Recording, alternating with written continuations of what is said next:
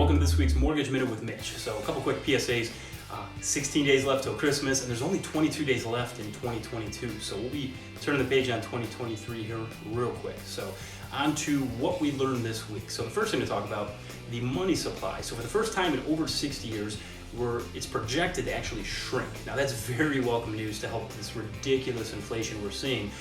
Because in 2020, if you remember, we increased the money supply by 25%. That should not happen. Obviously, it was a pandemic, so anytime you see the money supply shrinking, that should in turn help with inflation.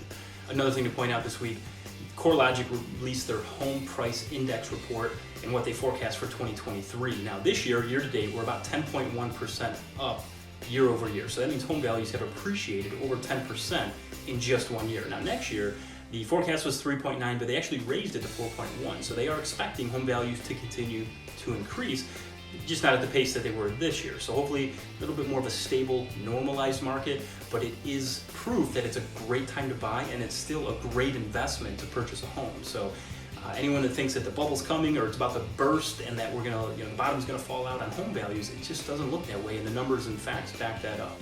Also, the unemployment numbers came out. The initial claims went up slightly, about 4,000, but the continuing claims, that's the thing to watch. Those are up tremendously. We're the highest they've been in about 10 months. So that's just going to show that a lot of these people that are losing their jobs, it's getting harder to get back into the workforce as well. So while that's never good news for people in that position, it is hopefully going to help alleviate these inflationary numbers we're seeing.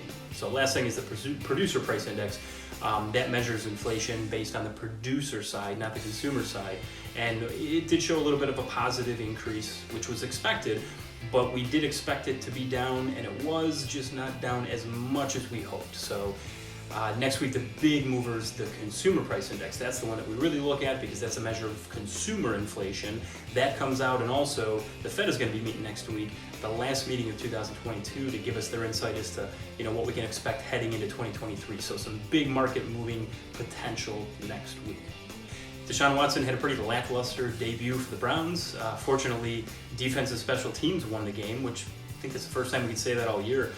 We had a punt return for a touchdown, an interception return, a fumble return for a touchdown. So well done, Browns, for just finding ways to win. The Cavaliers, they kicked LeBron out of town, beat up on the Lakers pretty good, and they welcome back Mike Brown, our old coach, and they face the Sacramento Kings this evening.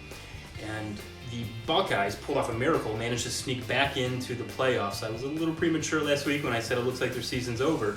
2 of the top 4 teams lost their conference championship, and that allowed the Buckeyes to squeak back into the 4th spot. So they got a tough test. New Year's Eve, they're going to be facing the #1 Georgia Bulldogs, who they just look unbeatable. So we'll see. And as far as my head coaching debut last week, we won't talk about that. Let's just say it's all uphill from here. Probably can't get any worse. So as always, thanks for watching. Let me know if you have any questions, and we'll see you next week.